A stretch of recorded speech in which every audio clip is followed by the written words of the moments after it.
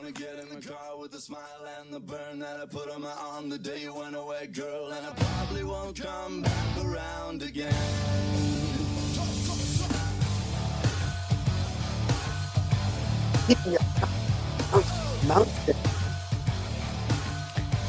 Did somebody say the Fighting Irish podcast? Fighting Irish Faithful podcast. All right, everybody. Considering that we basically had snow and sleet and rain and stupid wet cold at the spring game, I figured this song was slightly appropriate to lead in the post-spring game show. I'm welcomed by my co-host at RedSnapper9098. I am Faithful_Irish on the Twitter, which I don't think I actually said in the last show. This is Season 4, Episode 2 of the Fighting Irish Faithful Show, brought to you by Dos Leprechauns Media. I don't know if that's our official title over at Dos Leprechauns, but thank you for joining us. Tonight we're going to wrap up the spring game and talk about all the turmoil and drama surrounding the Tyler Buchner transfer news, but with a clause/option that he stays. So, we'll throw that around to everyone who joins us, and we'll go around from there. But Red Snapper, hello. What's up? What's up? West Coast, sitting in 74-degree weather today. So that means you're very suited to give us the surf report in Southern California right now. What are the waves looking like? Is there riptide current? From Huntington Beach, which is Surf City, USA. Yes, it is. You have 3 to 4 foot swells sitting at 60-degree water. So stupid cold as always. Yeah, a north by north direction. So good surf weather by the pier there. As it always is. That's what Red Snapper's second best contribution will be is the surf report from California. So thank you. All right. So spring game. It was clearly a practice, but 24-0 Gold Team wins. Yours truly was present. Co-host was not, but that's okay. You probably were significantly warmer than we were. Oh, without a doubt.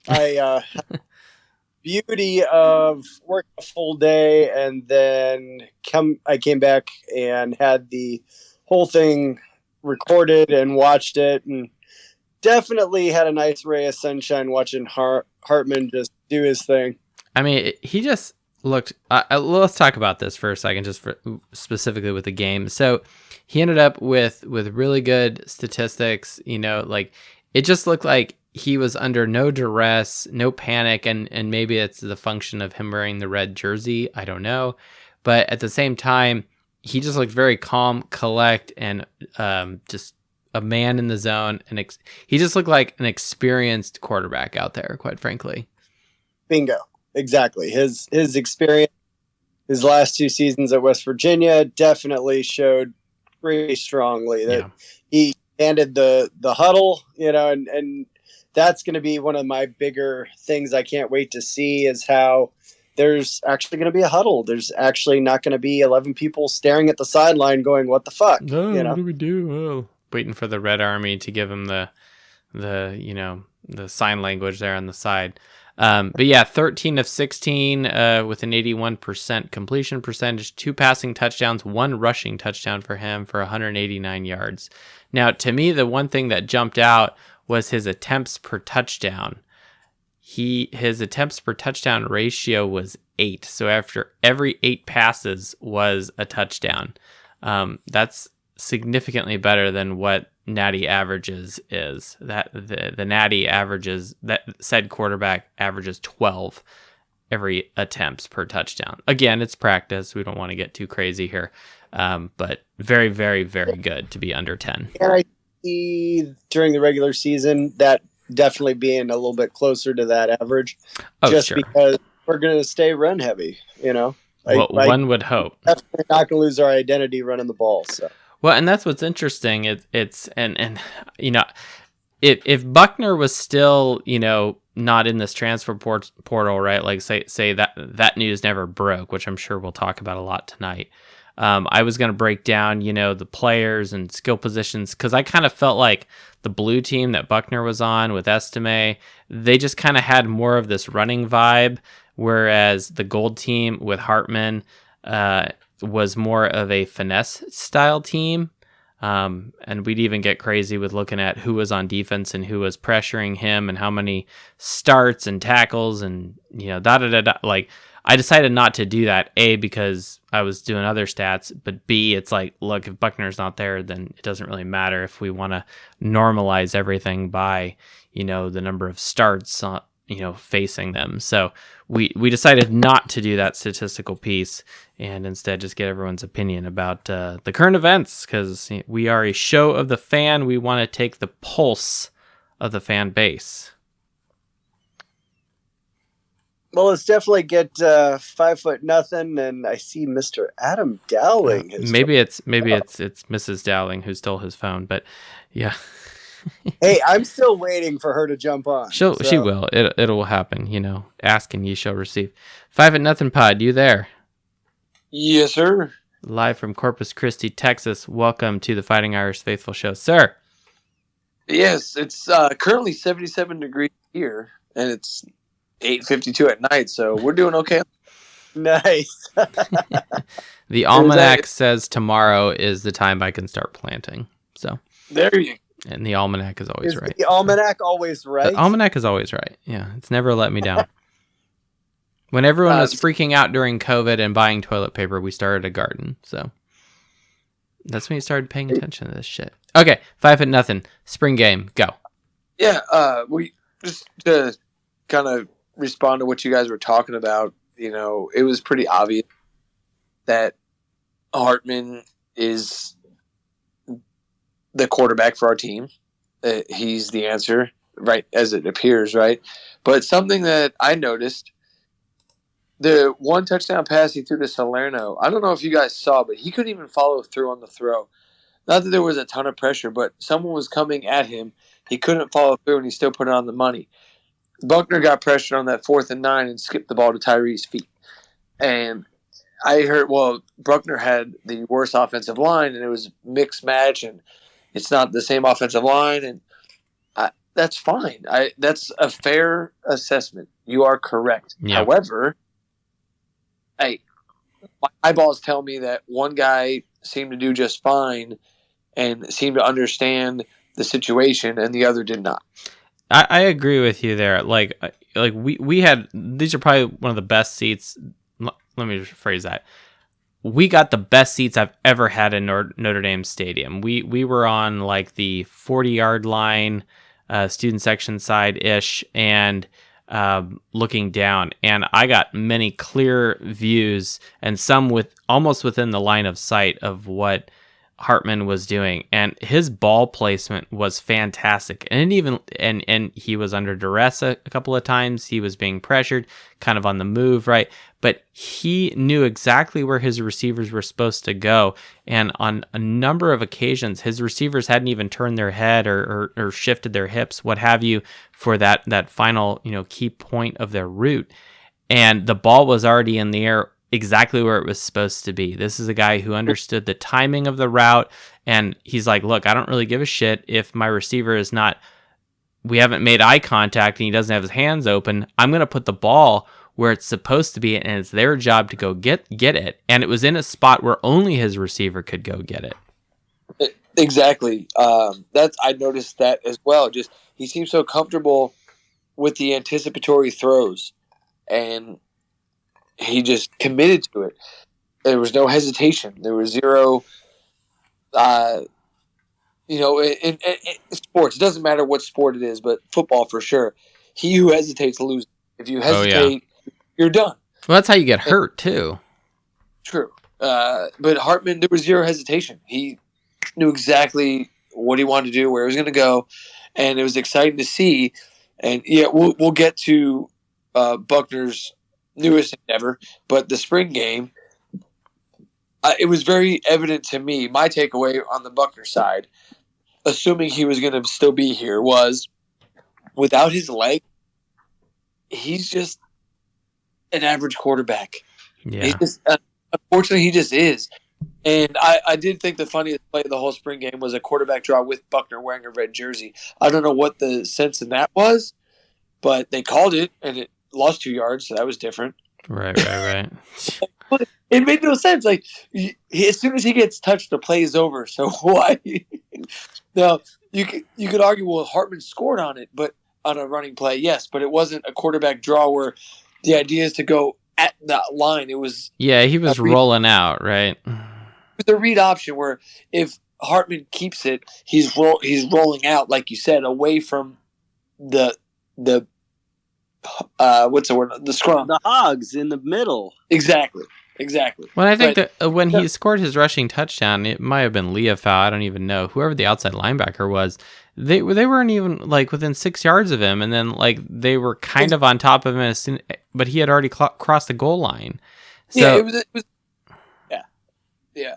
But you know what? It was a live play. It was definitely a live play. And whether it was a defensive breakdown because he was out of position or he didn't hold his edge or whatever you want to, give the excuse for, what it really came down was it was a read option. He read the right, play based on what the defense gave him, and that he literally had an alley all the way to the end zone. So even if they had played it square, he read his read was right on. It's exactly what he would have done live action, and that's what we saw.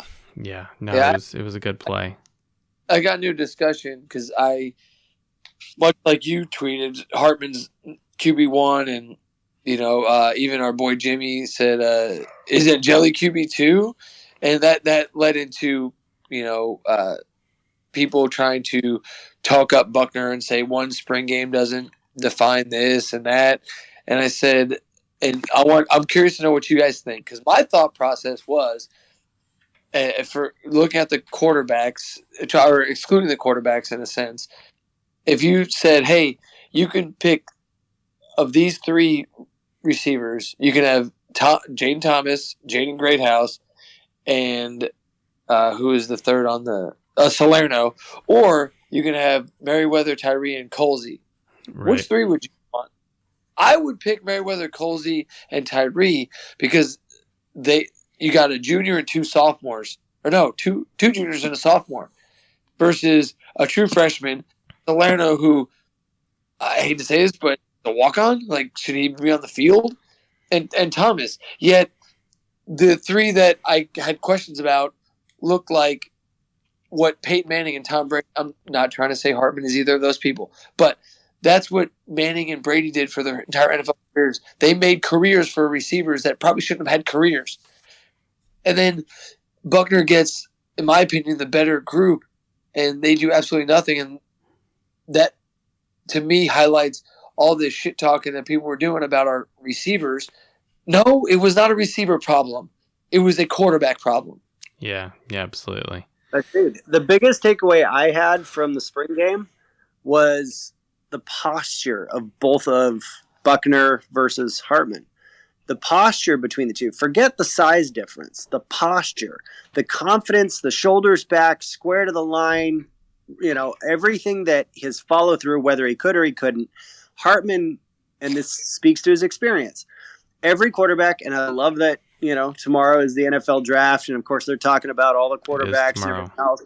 And so they're comparing, can the quarterbacks throw people open? That is the next level, is before the break happens, before they finish off their route and snap it off, that ball is already in the air. Why? Because the timing is there. That comes with experience. If he's only had the 14 spring practices going into the spring game, which is the glorified 15th spring game with practice, this new group of receivers, right? If that's what it is, what's absolutely jumped off the TV to me was the evolution of the chemistry he was building with Thomas and Greathouse in those 3 or 4 series that they actually marched down the field. Well, and maybe that's a good thing because Greathouse is new to the team too, right?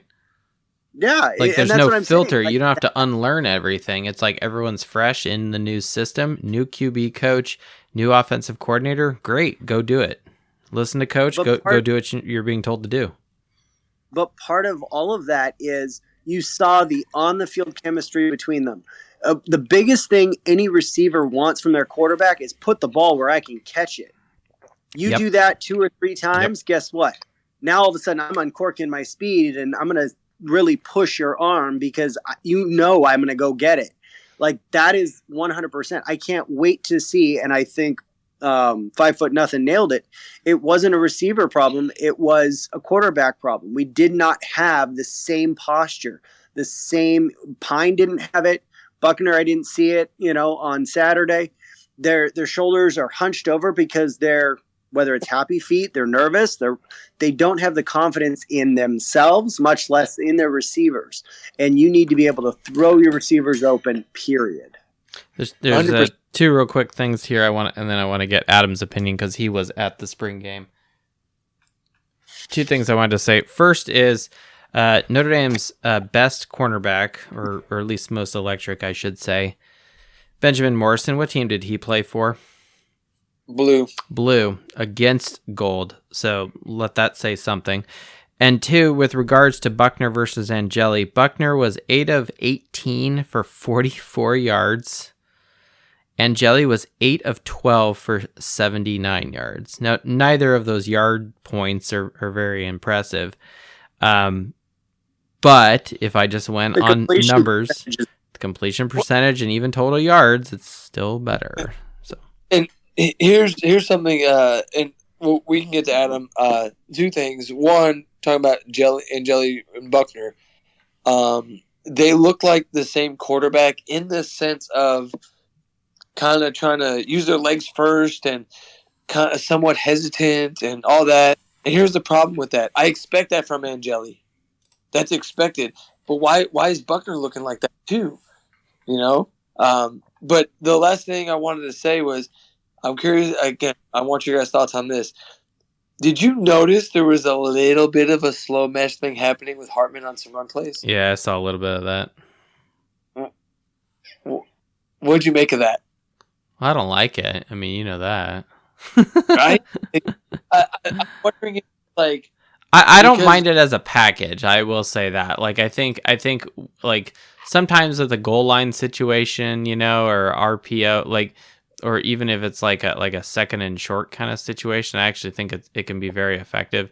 Some of the time, though, like in general, that is not my preference and style.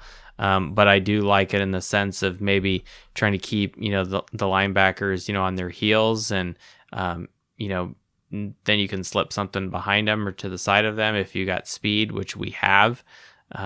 In general, I'm not a fan of it. It's like, look, just protect your quarterback, hand it off to, Estime or whoever your running back is, or just throw it to your receiver, because I guess one of the other questions, unless you're very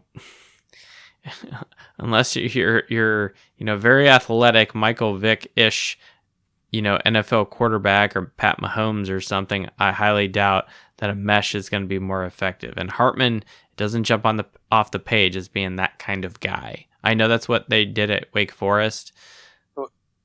Again, so that's he doesn't have.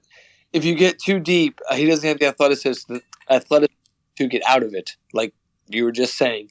And to your point, the slow mesh to me is a type of offense that is much like the triple option in a sense. Hey, we can't beat you straight up. We got to be a little creative here. But what I'm thinking, my thought process when I saw that happen was, all right, you got a new OC. It's not Reese. Parker's probably open to ideas, suggestions. Hartman's not a dumb guy, clearly. And he probably said, hey, I think there's some opportunities for what I used to run kind of wrinkled into this thing. Mm-hmm. And I think it's expected. And I think there's a comfort level there. So they're sprinkling it in there, like you said, hopefully in some sort of package situationally. I don't think it better not be what we saw better be the end all be all. Like, I don't need an expansion on that. I mean, I'd rather you just be under center with the option to just hand it off to a fullback or someone in an I formation, and then, Tony Rice style, just say, oh, we're going to play action, the dive, and then we're just going to throw it downfield instead. To me, that's more effective because then it pauses your linebackers because they see the fullback or the running back, and that they have to, per discipline and per how they've been coached since day one in defense, to always read run first, and then, oh shit, there's someone on a crossing route or a dig route behind me. We better go get a better backpedal, and it's too late. And I think we're going to see multiple sets with multiple running backs. You've got Estime, you've got Diggs. You're going to have, hopefully, Price back healthy. And the way Payne looked awesome. Yes, he did. Yeah, even I was like, who the hell is this? And I'm like scrolling through my phone when I'm not holding Baby Irish Faithful, who want to just, jump off the grandstands, basically. Yes. Sidebar. Yes, I brought the doc and Baby Irish Faithful with me to the game. He actually was loving the rain, and he thought it was kind of fun. But yeah, he wanted to stand up on the chairs, which is fine. And just like, we call it trust falling, where he just kind of like the center of gravity goes sideways, and then you have to catch the toddler. Yeah. So lots of trust falls were being, evoked. Dad, you still there? Yeah, pretty much. So, oh man, I just spaced. You guys just said something that made me think. Oh, the different running backs, and honestly, So, I can't wait to see Tyree in a slot wide receiver screen. Oh my gosh, that's gonna be amazing. So here's the thing. Just to finish the thought on the slow mesh little wrinkle we saw with Hartman. What that tells me is Parker is open to it, where I felt like Reese was like, here's my offense, learn how to run it, or like you can't, you have to realize what your personnel can and can't do. And I feel like Parker's working with that. But your running back comment, Mike, I like where your head's at, except for the fact that we finally have receivers where we can go legitimately 4 wide, if not 5, and be successful. So I played receiver. Maybe I'm a little biased in that direction. Oh, as am I. Trust me. But I'm a receiver. I want the ball because I'm always open. Yeah. Quote, Michael Irvin. But I don't know that we're going to have – last year we needed 3. We needed Diggs and Tyree and Estime to be on the field. I don't know that we need that this year. I think we've got the receivers to actually play this high level of football that we haven't seen on offense in quite some time. Well, and especially with Hartman being QB1 now, where he is more of a pro style quarterback, pocket passer kind of guy. It's either it's kind of be option A is run the ball, option B is pass the ball. RPO, I guess we'll see what Parker rolls out, versus Navy, and then in the subsequent games that follow. But based off of skill sets and experience and just, what we saw, on Saturday, I think Hartman's, abilities, he put up 189 yards in this practice, right? Passing. It's very, very, very encouraging to hear or to see, excuse me. So, I'm very, very impressed with what I saw. I didn't know what to expect, and honestly, it was everything I had hoped it would be. I was hoping that there would be some sort of separation between the two, and I was leaning Hartman only because of his experience and that he's entering year 6 if we look at a calendar, with him playing football in college. But at the same time, it's like I'm not happy that Buchner is exploring the transfer portal. I think he has an option where he can stay, which I think is good for him. And me being an alum of Notre Dame, I want everyone to stay and get their degree and be part of this university. And we love Tyler Buchner. We were basically fanning him with palm leaves at the beginning of last season, with epic killer music. That didn't happen right now. But at the same time, I can be respectful and agree with Buchner's decision to potentially transfer because he just wants to play football. He wants to, just continue to play this game, and he has a talent, and, he could be very successful somewhere else too. That doesn't mean we don't like him or we want to throw him to the curb. None of that. But for Notre Dame to be successful, we cannot have a quarterback controversy in the summer going into fall camp. Just pick a guy, circle the wagons around QB1, and then there's QB2 with the backup reps and whatnot, and you just go forward from there. Life is not fair, and sometimes you don't get what you want. But at the same time, the results are what matters. And I'm really happy that the spring game was designed in a way that it wasn't offense versus defense, that it was this half the squad over here, half the squad over there. We could argue about whether the, rosters per said, teams were even or whatever. I think that's irrelevant. The team decided that at the end of the day, you got to step up to the plate with what you're given and execute. And one quarterback did that, and the other one did not. I definitely think, and if you watch the actual draft of the two teams, you saw two conglomerates putting their heads together on their picks. So they had already separated key individuals into the two teams, and I would imagine to make them as even as possible. So that's why, you had our DBs on separate teams. You had receivers, split like 5 foot nothing had just said. So there were already pre-selected players per team. And I think everything else was just kind of the question mark. But I guarantee that they tried to level the playing field as much as possible because they wanted to see a competition. They wanted it to be, as even a game as possible. And to me, the experience and the knowledge and the confidence with which Hartman ran his offense is the absolute neon sign factor difference between the two. Yeah. Adam sent a message here in the chat that the blue team had Rico as well as a receiver. So there you go. Another talent for the blue team available to Buchner. And, unfortunately it just didn't pan out or it didn't appear to be that way. So. Well, I see Adam Dowling at Adam Dowling 1, Adam _ Dowling 1 on the Twitter. You've been invited to speak. I see you there. You got to unmute yourself, buddy. Hey guys, how you guys doing? Adam, doing welcome great. back to season 4 of the Fighting Irish Faithful show. There you go. How's your winter been? I know it doesn't affect you other two, but yeah, that's right. Hey. We here in Southern California, there was a 2-week span where we had more rain and more snow Everyone than freaking Seattle, out. Washington. So It's too bad you're not a rainforest. We actually had a winter. Yeah, that's right. So what you're saying is we should have had a ski report from you. Absolutely. What's going 100%. on at Mammoth and Big Bear? Right, exactly. They're trying to. There's enough snowfall in Mammoth right now that they're trying to keep it open to June. That's crazy.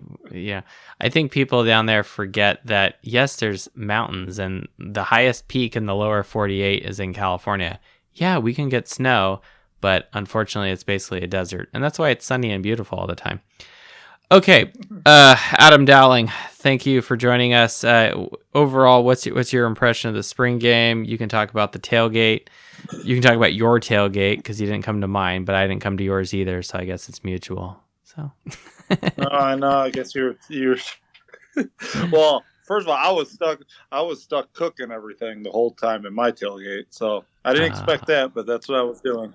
You took the short straw there, or was this? I guess You pitmaster. Yeah, I got asked to bring the grill, and then I got stuck on it the whole time. Well, see, you're a team player like that, Adam.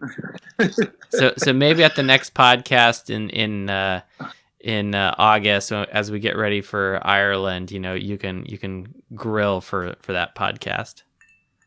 There you go. Don't let him fool you. The man manned the grill because it was freaking freezing outside, so he was the warmest one of the story, bunch. No, actually, everyone loved me because I brought my heater. I got like a propane heater for tailgating. Nice. And everyone was hugging that thing. They're like, "Oh, this is great." This is the life. But the sad thing, it was 80 degrees the Saturday before. Yes. Yeah. Yes.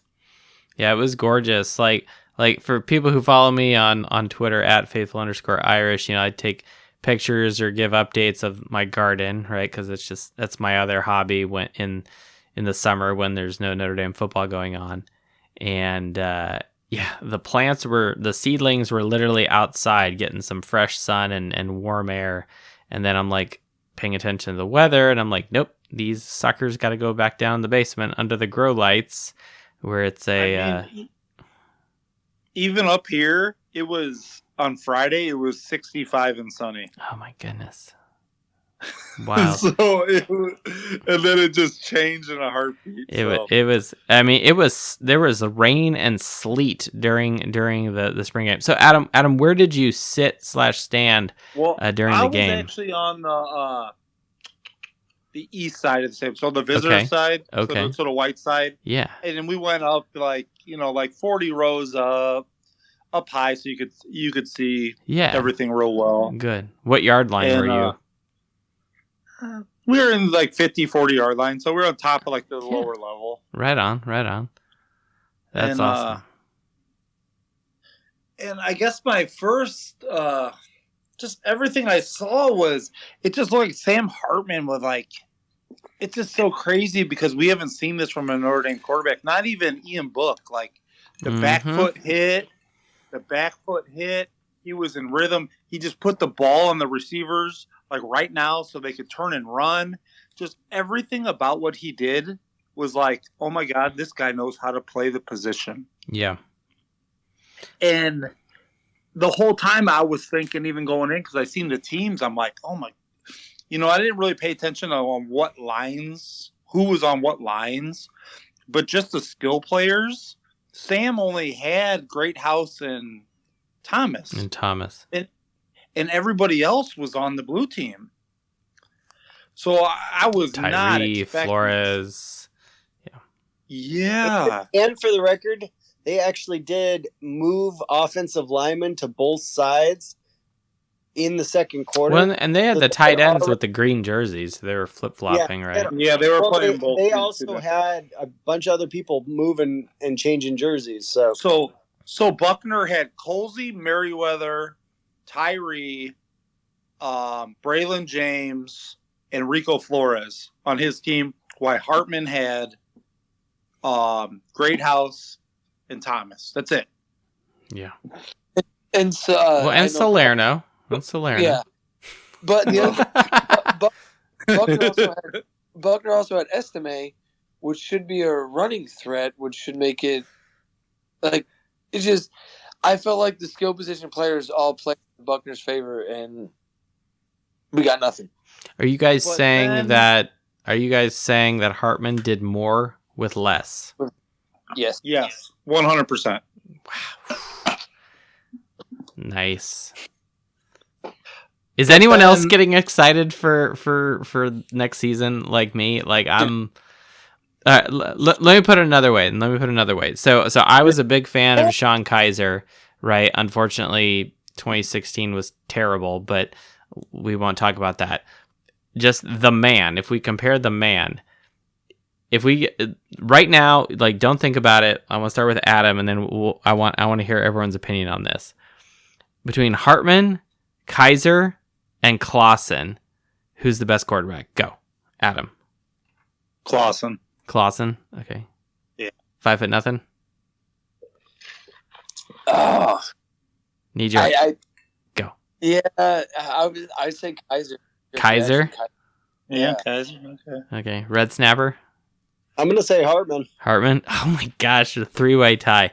That means I have to break it. I honestly don't know. I really haven't thought about this. I might lean more like with Red Snapper with the Hartman. I might go just Jimmy, just because like I have a soft spot with him because I was a student when he was there, and I just saw Jimmy do amazing things even with turf toe. So, and he had a garbage offensive line, and just bad. But situation. He had amazing receivers. What he did, but that's not the point. Like what I think Jimmy had to do, it was basically he was the quarterback of a 7-on-7 team, right? But I don't know, just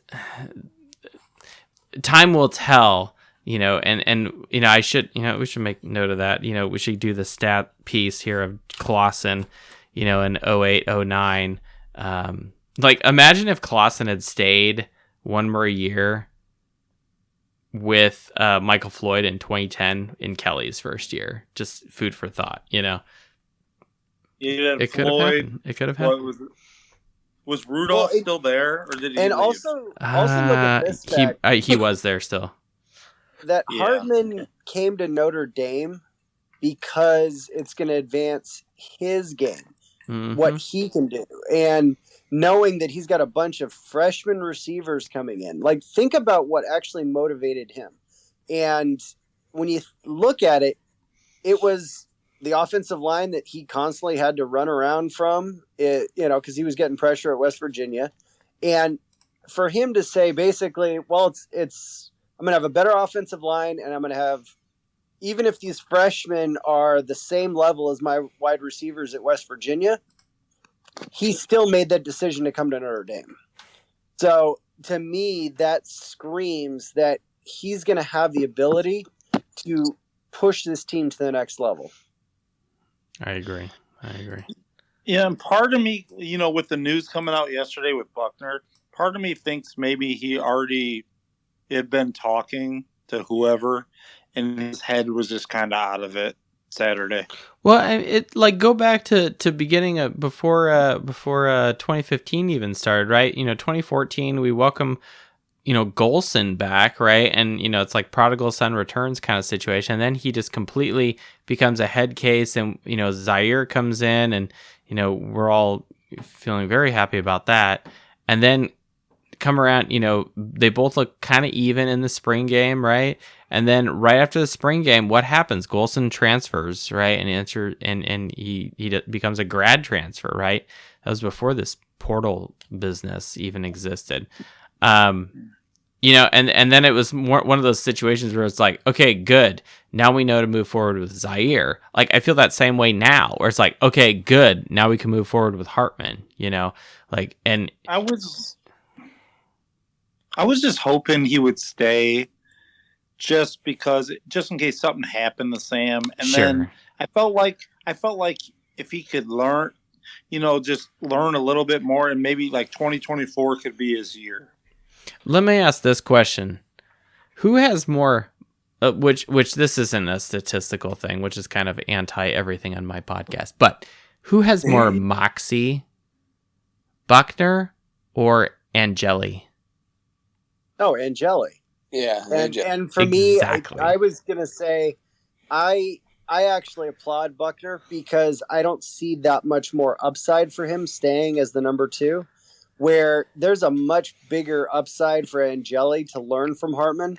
And maybe that also fed into his decision, because if Angeli, regardless of the statistics of this spring game, even last spring game, who was the quarterback that, kind of jumped off? It was Angeli. It was Angeli.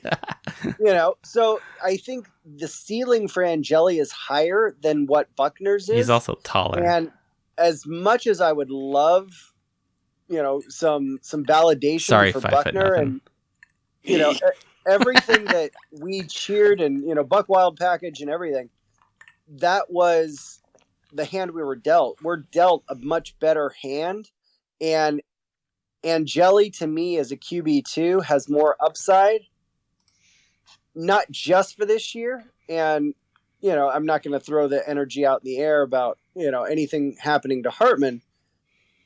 No, but at the same time, but it's a reality we need to live with. I think Angeli is going to be able to give us a better ceiling than Buchner would this year. One thing Angeli needs to do is feel like the quote unquote feel the pressure. He either needs to take a page out of the Hartman playbook, which is like know where your receivers are supposed to be, commit to it, and just throw it. And that's also like Tommy Reese, just fight another day, don't take a sack. Whereas like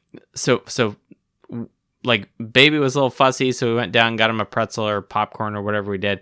And then we came back, right? And it was right before the half, and Angeli was in, and we're kind of at the top of the tunnel there, and going up to find a seat again. and there was a play action thing, and Angeli is rolling out, and he's like right in front of us. So it was really, you know, impressive and everyone looked so much bigger and faster right in front of you. I've never actually seen Notre Dame football that close. I'm always like in a corner or really high. So it makes me really rethink how much money I should spend on tickets. Maybe I'll sit next to Adam. Anyway. Come on.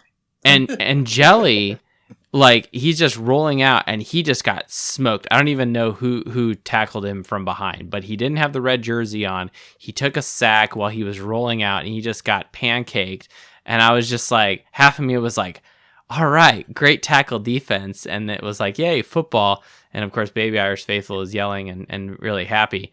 But I was just like, oh my gosh, dude, you got to feel that pressure. You got to get rid of it. And that's the one thing that, and maybe that'll come with time with Angeli, you know, that he's kind of more of in a game format. I highly doubt in practice he's getting pancaked, but that particular play, even the announcers on the television were saying, I think he forgot that he wasn't wearing a red jersey.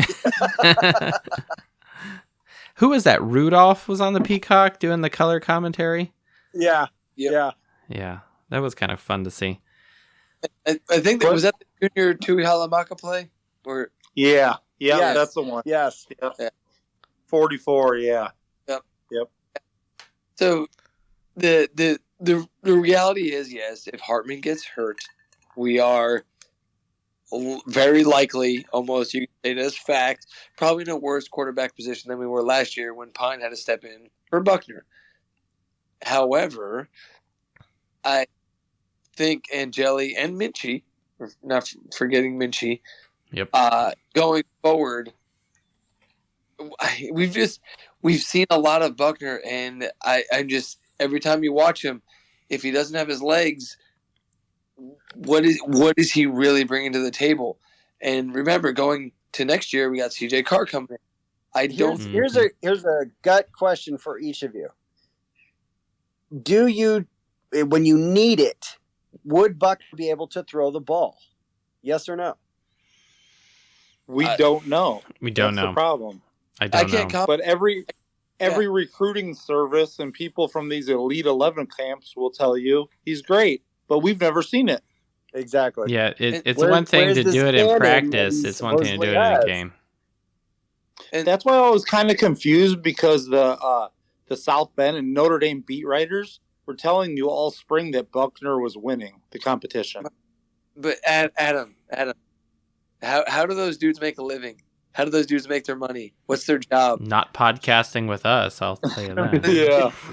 Listen, But we don't believe that. Nobody that really cares. What are you about talking Notre Dame about? football. People on Twitter are like creaming their shorts when they hear that stuff. You know, they're like, Oh, They're it's crying their Hartman. eyes out that Buckner's in the portal. Yeah, but Yeah. Sam Hartman was the all-time leading passer in ACC. And then people trash the ACC, but you realize half our schedule is the ACC? That's what we play. It's like a third, but yeah. No, you're not wrong, Adam, when you say that. You know, he has put up great numbers in the ACC. I did some research on Hartman here. So full disclosure, we'll get to it shortly. I did some extensive Hartman research this afternoon prior to the show, to highlight where he's doing well, but also kind of ground us in a little reality on just, let the numbers and the statistics do some of the talking. So we'll leave that carrot out there. I mean, I think we all kind of know, like, he's not. So people don't turn the it's not like we're podcast getting, off right like, now. We're not getting Drake May or Caleb Williams. We all know that. We're getting a very good college quarterback. He's very good and proven well. Yeah, proven. He's a very good college quarterback. We're not getting somebody that's like elite. But you know something? The position has been so bad at Notre Dame and the receivers. Yeah, like, but we I don't think know- we're like this is like reheating cold pizza or soup here. Like this is like, getting a good, going out to a nice Italian meal here, right? Not that he's Italian, but this is a homemade spaghetti and we're not eating prime rib and caviar here, right? But this is like grandma's Italian cooking right here. It's still delicious. It's wonderful. It fills you up, and you leave the table satisfied, right? At least what we're getting. most people would say he was the number one guy in the transfer portal, right? Oh Yeah. Yeah. So I mean, it's definitely an improvement. It's just we really liked having that security of Buchner just in case something happens. Yeah, Well, sure, because he has game experience, right? And he can run the ball well.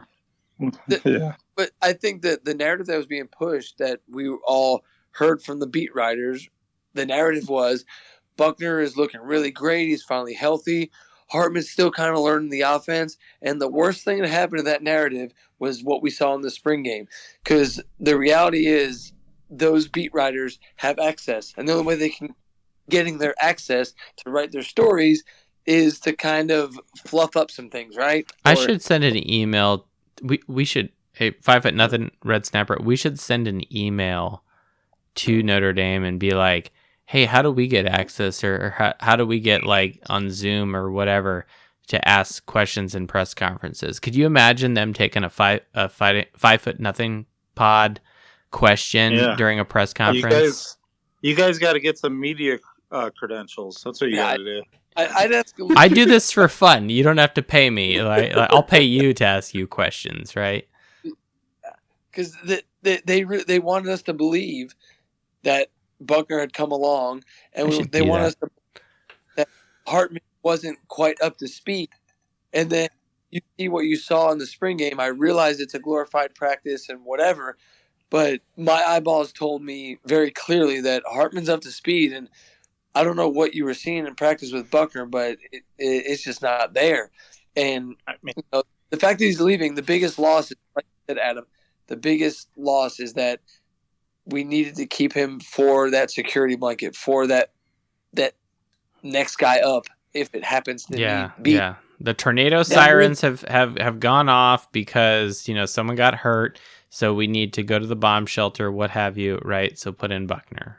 That's what we're talking about. And as far as I'm concerned, get rid of the security blanket. It's sink or swim time, and now all the youth needs to step up, from the backup quarterbacks to the receivers to everybody. It's a new game. It's a new day. It's a new offensive coordinator. It's a new system. So freaking grow up. Yeah, and I'll tell you guys too, after being in that stadium for that, I mean, Joe, you were there, but for being in that stadium, when you saw them play, I don't know if you noticed it on TV as much or on Peacock, but I'm telling you, we were there for 20 minutes and I was almost, okay, I've seen enough. Let's go home. The first quarter wasn't even over yet. No, because you could just see the way he plays the position. The way his back foot hits and the ball's out and he's getting to the receivers for a chance to move and all that. I mean, it was seriously that fast. It wasn't even halftime yet, and it was like, I've seen enough. Yeah, we've seen everything that we would probably see, anything that we would need to see. And after that, it's just, love watching. It's fun to see some of these younger guys get some playing time, right? But it's a lot of incomplete passes. And, what's really nice is when the defense steps up, and someone who really, I think, made a splash and who we will definitely see, at least on special teams this year, is someone we talked about last year in the spring game podcast, was Marty Auer. And he's actually the only football player I've actually met, shook his hand face to face. He had some significant playing time, when the ones were going on defense. So respect and tip of the cap to Marty Auer there. Now the next day we were at O'Rourke's, and I did see Maris Leofau and a few other guys, there, getting a meal. So that was kind of cool too. But look for Marty Auer, who we've given a shout out before, and we'll do it again tonight. Regarding seeing him this year, that's kind of nice about the spring game, giving you a preview of who's stepping up and who's worked hard in the weight room, worked hard in the off season to kind of earn their playing time. Yeah, exactly, and just develop themselves as an athlete for this Notre Dame football team. They're not going to be Harrison Smith or Jeremiah Owusu-Koramoah or whatever, and maybe is that'd be tight. But again, putting some reality to this, that is one thing that the spring game is good at doing. So though I agree with Adam Dowling with, quote unquote, what we want to see and what is really going to be moving the needle for this program and this upcoming season, we saw that within the first 15 minutes of clock time. And after that, it's, it's for the rest of the fans. It's for the younger players, the new freshmen, right? And for their families who are there, family. Right. You know what I thought looked really good though, and this is something I noticed, and I feel like the talent level's changing, and I've always said like it doesn't look like we have like the speed of the linebackers and stuff like that when we compare them to other teams. But our young linebackers, I'm telling you, there's some dudes there. There's some guys with that Osbury, Drake Bowen, Ziegler, Sneed. Like Drake Bowen looks huge. He should still be in high school. Yeah. He finished with 5 tackles for the day. And I'm excited that we're going to have another island on the other side of the field from Morrison. Yeah, Mickey looked good. And he got the 1 interception, which was great. Yes, and that's why. And Styles are transferring out. It's not people are throwing up in arms that's a loss, and Buchner's a loss, and Freeman's not a player's coach. But everything you guys just said, this is why those guys are leaving, because all those other guys are stepping up and showing their ability. And this is where Al Golden. Good problems. This is where Al Golden is going to be vindicated after a whole year, and now his defense can really solidify itself. Now we're going to see the talent basically validate that defense. Well, and I was very realistic. I don't want to say hard and harsh, but because it was very realistic, and everything I said last week was fact. But everything we talked about Al Golden, from the end of last season to last week was, look, we were not impressive on defense in a number of categories, specifically in the red zone. Okay, go back, listen to an older show if you want to get that information, or just go do the research yourself, right? Ye humble listener on the YouTube channel or Spotify or wherever the hell you're getting this. Thank you, by the way, for listening to this. The point is, it is really nice to see the speed on the defense, the speed and the athleticism of the new guys. Well, we have a new person here. Well, maybe it's not new. At Mo_Irish35 has been invited to speak. Mark H. Welcome to the Fighting Irish Faithful Show. Spring game, post game, debrief. The spring game debrief. What up, family? What up, family? I changed my. You did. This is Holsum 30, formerly known as Holsum 35. Yes, correct. I'm like, what the fuck? All right. I was gonna say the avatar looks exactly. That's what I'm saying. The picture of the ND flag. I was like, oh, I know who this is. Wait, no, it's not. It's a new person. No, the picture's the same. All right. What's up, Mark? Welcome to the show. Welcome back. The floor is yours. What do you want to say? Well, I remember back in December when there was whispers of Hartman being our next QB, and Wake Forest was playing Mizzou in that bowl game. And so, being from Missouri, I don't usually watch Mizzou games, but since they were playing Wake and Hartman was playing in that game, I thought I'd check it out, right?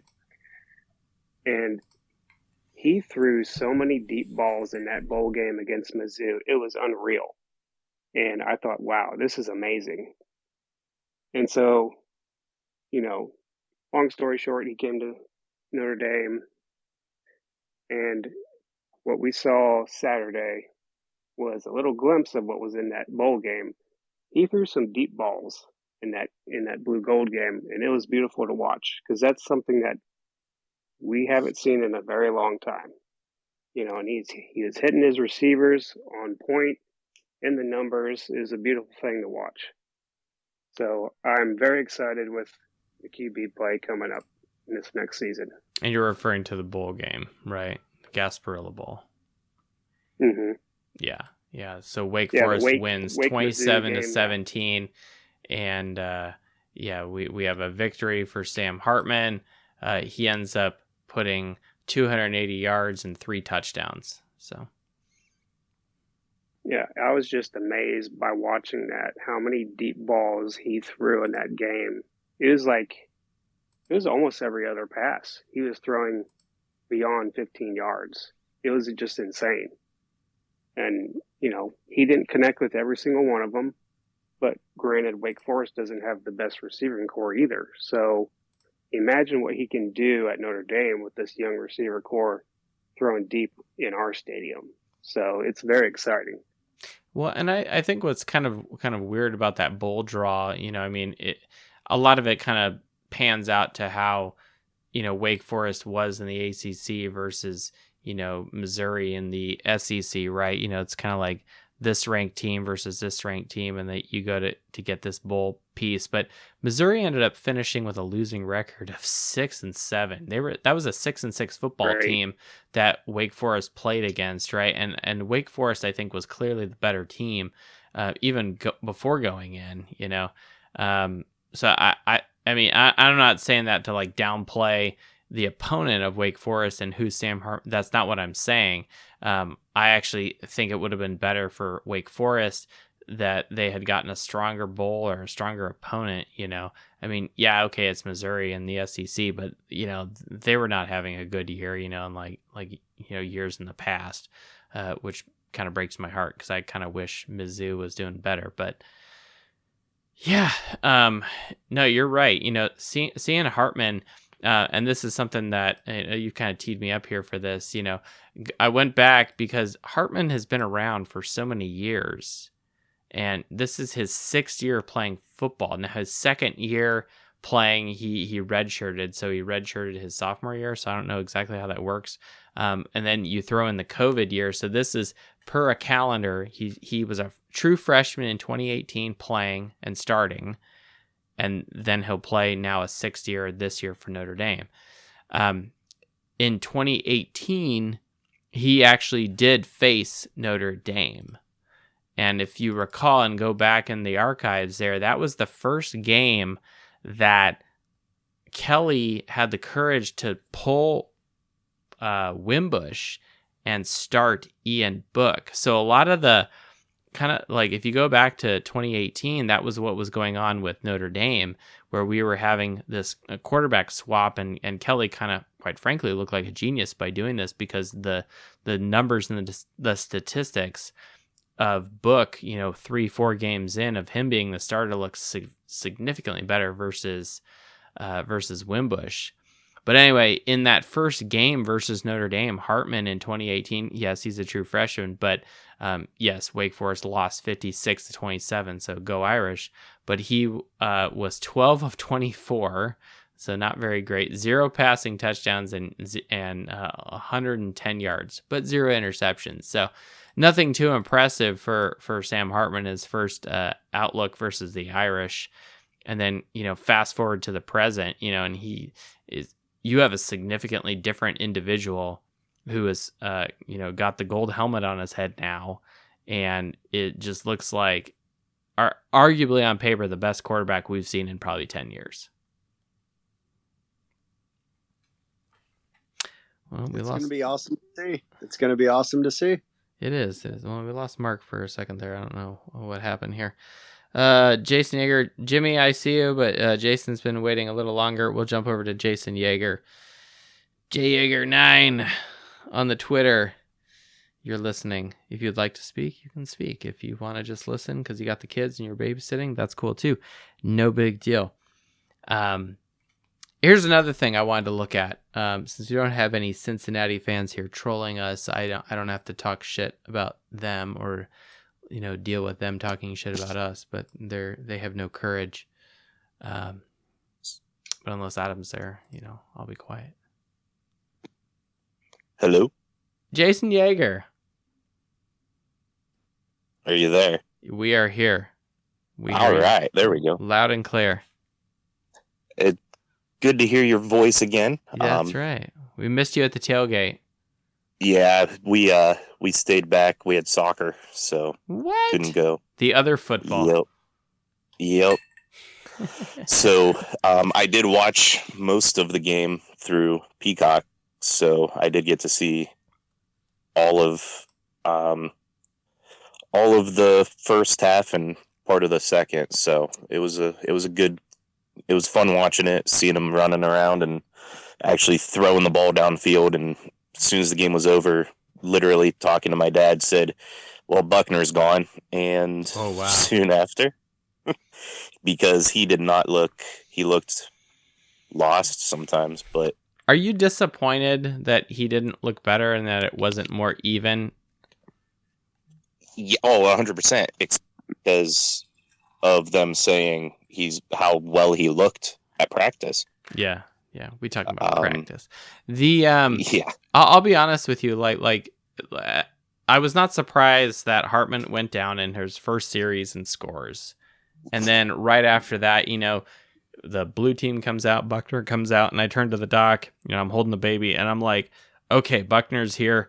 I want to see us score again, and I want it to be this offensive battle. Like, this would be a completely different complexion of this show, and then just kind of the overall, mood of the team. It's like, well, look at this embarrassment of riches we have. We have these two great quarterbacks that are duking it out, and it's kind of a virtual fist fight. On the playing field, and the receivers are looking good, and that did not happen. We did not have that at all. There was one clear victor and one person who, quite frankly, you could even argue on paper statistically should be the third string quarterback from a pure passing, efficiency standpoint versus Angeli and Buchner. You could argue that. I'm not saying that's fact, but if Buchner's departing and wishes to transfer to potentially to Alabama, who knows? Saw that rumor on the web. The color commentary was saying that the primary job of a quarterback is to distribute the ball to their playmakers. And he was saying Hartman has done that extremely well, and almost implying that Buchner had not. Yeah. No doubt. Yeah, I agree. Receivers look good. Linebackers looked young and fast. I heard somebody say that just a second ago. I'm excited for the season, and it's kind of weird seeing a quarterback throw downfield. It's been a few years since we've seen that. So, Jason, I'll ask you the same question. I'll ask you the same question I asked the other guys. Between Hartman, Clausen, and Kaiser, who do you think is going to be the best? Ooh. Knee-jerk reaction. Go. Clausen still the best, but he had the receivers that just he had the receivers. Yeah. I gotta do it. I missed out on that question. What, you went on mute? I don't know what happened to you, and you changed your Twitter handle. Know. You threw me off. So my phone doesn't like me talking on here, so it always cuts out. But that's a hard question to answer because you only get 1 year of Hartman. The other guys, you had 2 or 3, right? Well, and did you really? I mean, like Kaiser, I guess we had kind of like 2 2/3 of a year, I guess, with him, or 2 3/4. Okay, the number, it's probably it's basically 2 years with Kaiser, but you can't really count his second year because we were so god awful in 2016, and that was the seed that was planted and given a bunch of nitrogen and fertilizer that eventually grew to this desire to start looking for a replacement coach, which led to me creating spreadsheets, which led to me doing more data, to listening to other podcasts, which led to, it didn't lead to COVID, but during COVID, I started this podcast. So it's like, I will say this, the 2016 season, though terrible, and I will never forgive Kelly for the complete dumpster fire we had to witness that year in his 7th year of coaching. He had everything in front of him, and we had to witness that shit show. Okay. And then he had this amazing talent who people on the radio were literally picking to be the number 1 effing pick in the draft, which is relevant to tomorrow, right? Because tomorrow's the draft. But Kaiser was going to be the number 1 pick in the draft potentially, and he gets squandered by Kelly, just it was just so terrible. And where am I going with this? The point I'm making is you really can't count the second year of Kaiser. You really can't, because it was so bad. And we went 4-8, and Kaiser like basically finished with a 0.5, a 500, win, career for someone who arguably had amazing talent. And that just sucks for Kaiser. Hey, I'm on the Hartman train. I think we are going to be elated to see how this develops over the year. And you've got all of this youth. You've got a great run game. You've got an offensive line that should be powerful this year. I think we just need the driver, and I think we found him. Yeah, it's pretty awesome. I have a question from the guys that went to the game. Did Greathouse look giant to everybody else, or was it just on TV when it came to like bulk? It depends. What size is your TV? I was watching on an iPad most of the time because I was out and about. So. An iPad. Okay. Yeah, that's true. I would say just on TV. He didn't look like any different really than any. He seemed to be more built like a line or a tight end than he did a wide receiver. He did look good. He did. And we'll see how much he bulks up. But yeah, for a freshman, I think maybe it was just the perception of what he thought he was supposed to look like. How quick and fast is he? He looks like more of a possession guy more than a speed guy. I mean, is he like a Michael That's Floyd? What I thought too. If you took Michael Floyd and I don't know who what more bulk? Golden Marsha? Tate. Golden Tate was one of my favorite receivers. Let me rewind that. Golden Tate was one of my favorite players ever. He was so good, he basically caught touchdown passes as a spectator. Okay. If you took the skill sets of Golden Tate and Michael Floyd and put them together, would you have this new freshman? I hope so. No, I don't think he's quite that. I think he's a good player, but he doesn't have the speed of either of those guys. Damn it. Yeah. He looked more like a tight end type, like a Maurice Stovall kind of guy. Well, hold on. Here's let me ask you this: who do you think is bigger, Ben Skowronek or Jaden Greathouse? Probably Skowronek. Well, Greathouse is 6'2", 220.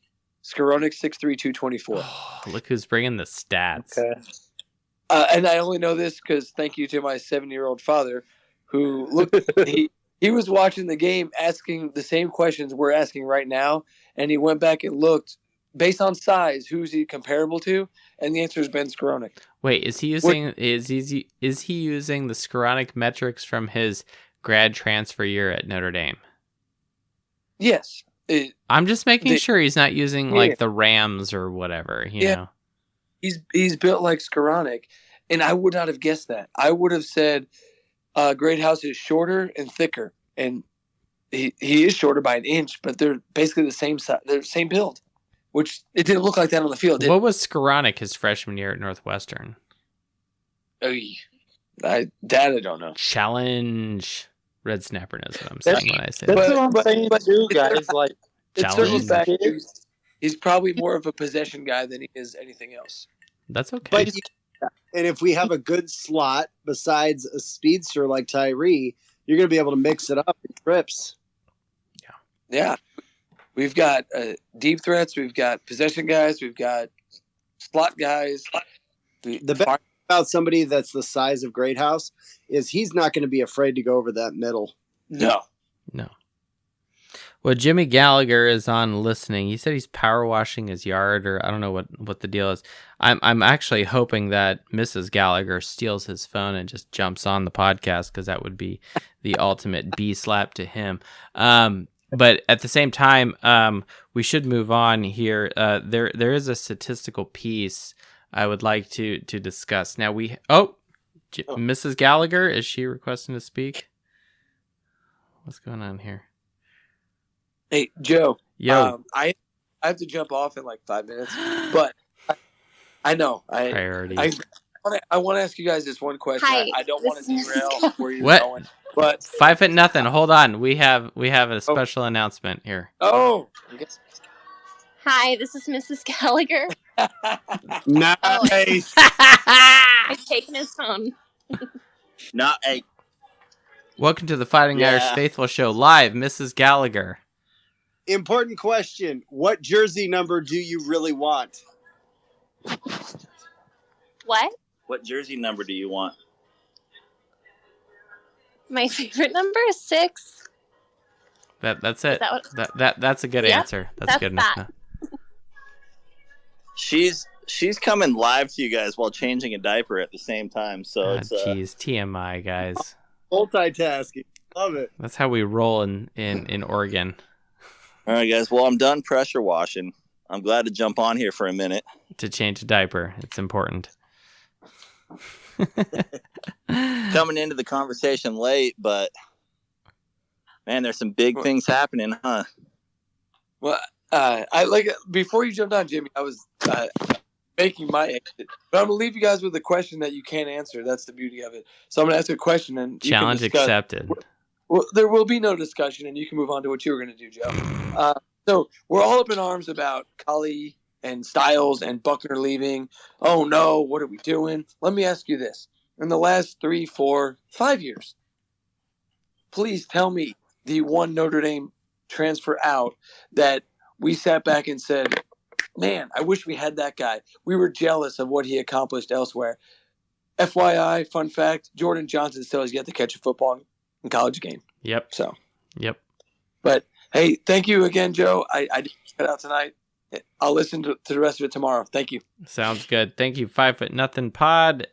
Yes, appreciate your contribution to the Fighting Irish Faithful Show, and now part of Dos Leprechauns Media. So, yes, we thank you very much for joining us today. If you haven't subscribed and listened to the 5'0" Pod, go back, check his stuff out. He brings he's good hybrid of numbers, stats, and data, plus a little bit of East Coast attitude. Ranting? I'll just put it ranting. Yes, I like to. The best episode was where you were next to a trash can, and I don't know if it was Marshall or I think it was Stanford, and you were so pissed you kept like moving the metal trash can, and I was dying laughing while driving listening to that. So it That just was their offense. it was so great, and I think we're gonna really be enjoying anything from bingo references to, gosh, just and furthermore, I have to say this. So, though I didn't see it, and I'm sure the weather was a factor here, 5'0" has been the pioneer of the jerseys that the crew is wearing. So if you don't know what we're talking about, jump on Twitter. You'll see a bunch of green Irish jerseys. They're baseball jerseys. They're in support of America's youth with baseball. But you can get one yourself. Pick your name, your number, or some catchy slogan like "Go Irish" or whatever you want. Reach out to the 5'0" Pod, and he'll hook you up. Just at 5 foot. That was a killer crazy number when you posted that. Yes, it's getting up there. Like I said, just Twitter, we're over 60. But if you include my actual baseball team and the parents, it's over 80 jerseys we made. But Gosh, I'm making them at what I have to pay for them. So, but I will say this: to make it fun, if you can tell me someone legitimately with absolution that somebody's transferred out in the last 3 years and we were jealous of what they've accomplished elsewhere, I will give you a jersey.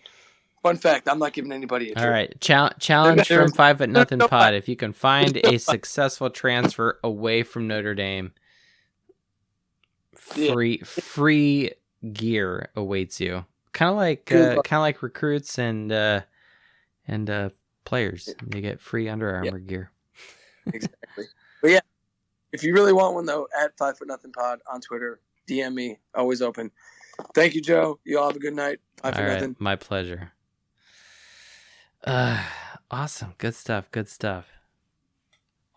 Well, Jimmy was here. It looked like he had something to say, but if not, that's fine. We'll jump to someone else.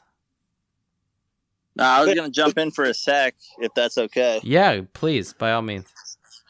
No, I was going to comment on that last comment there by Paul. Kim and I were talking about this the other day, the transfer out thing, and I'd posted a couple days ago the Angeli thing kind of as a joke, and I saw a discussion about the QB race, right, and the competition. Spring game aside, I think we all kind of saw the Buchner thing, not him transferring out, but just a tough road, right? Like senior season of high school, COVID comes in, he's got Cone, he's got injuries, and he's got Hartman. But the transferring out thing, I think Paul's got a point there, but I really see that could change with either Colley or Buchner, depending on where they go. Sure. I think if Colley ends up at Vanderbilt with, our former guy, Lee, he could make an impact. And Buchner kind of by default, if he were to end up in Tuscaloosa, fingers crossed he doesn't. But we've seen mediocre quarterbacks at Alabama be very successful. So we'll see. No free jerseys as of yet, but we could see one of those two guys, I think, be really good. Yeah, I think that's an interesting point. And the Buchner thing is still open. I think Styles and Colley are definitely gone. Which I'm disappointed more about Prince Colley than Styles, and I don't know what that says about me. I wanted more out of Styles last year, and we didn't get it. And he looked great in the Fiesta Bowl in 2021, and so I felt very underwhelmed last season. Colley, I think it's a function of look, the talent around you is just really good, and you need to step up or just, embrace reality. But I will also say this, this is a good problem as a program where you have a great recruit like Prince Colley who now wants to transfer out. It's good and bad. It's bad because he's leaving and there's a great recruit that's leaving, but it's good because that means he's being challenged and there's other great guys there, right?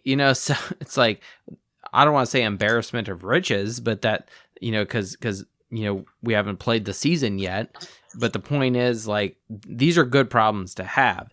To turn it over to the Buchner situation, it's you have a talented guy, he won the bowl game, and we were, as I said before, we've been waving palm branches at him over his talents and what he could become.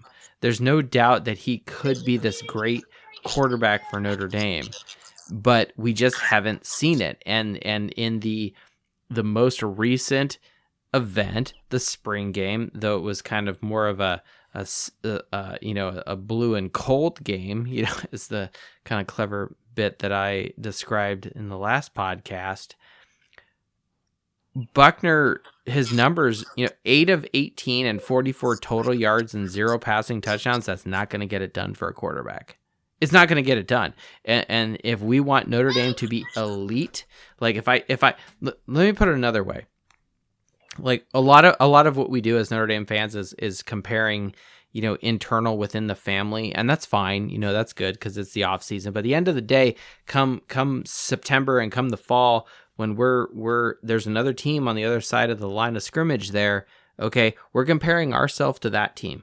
And then, come Sunday morning, when we look at the AP and then eventually the college football playoff, ranking systems, we're comparing Notre Dame to these other teams.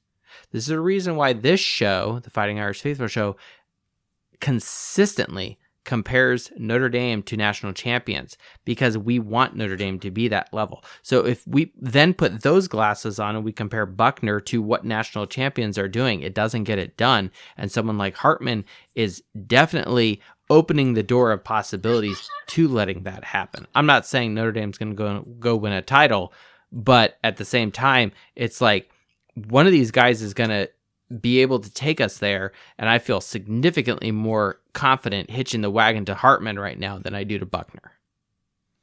Yeah, I agree with you. And just to touch base on the embarrassment of riches thing, I touched base on this a couple weeks ago, and I really feel like Notre Dame fans, like us as a whole, don't know how to handle what's happened the last year and a half.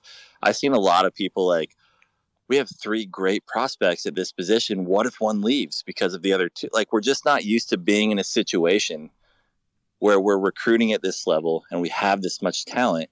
Whereas the elite programs will bring in 5-star, 4-star guys and be 4 deep and not worry about it.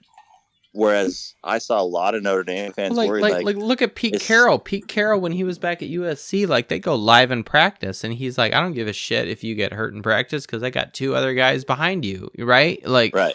I'm not saying we need to do that, but like that was the level of talent that USC had. Now, Grant, there was probably some other shit going on in the background that people want to keep hidden, but the point is, you're not wrong, Jimmy, when you talk about the depth of these other elite programs, Georgia, Alabama, USC of yore, I hate to say it, but Michigan is on the rise. I don't like saying that, and right. I have to kind of, prevent the gag reflex when I say that, but Michigan is doing better, overall, they're on the uptick, right? Yeah, no, you want to do what the great programs do.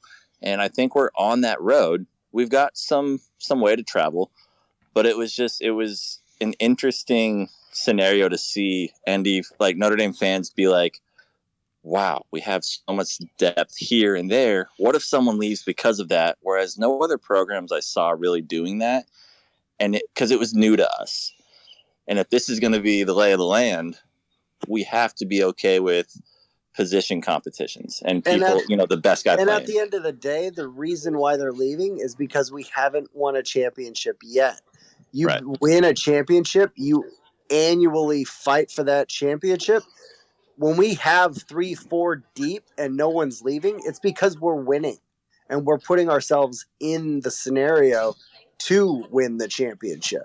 Mm-hmm. Mm-hmm. Absolutely. One thing that I've done, I always do it in the off season. I do some research and I listen to old podcasts and whatnot.